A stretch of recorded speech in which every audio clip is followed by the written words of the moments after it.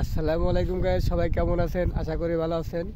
তো আপনাদের সামনেই দেখেন আমাদের গ্রামের রাস্তাটা একটা কালপেট, আর ওই যে সামনে রাস্তা পাকা করতেছে, বুঝে দেখেন সবাই। তো এই যে দুই সাইডে, এই সাইডেও পানি, এই সাইডেও পানি।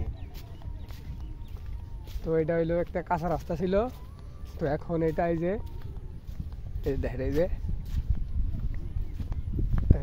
ইট বিছিয়া দিতেছে, অনেক সুন্দর রাস্তা বানাইতেছে ইট বিছাইয়া।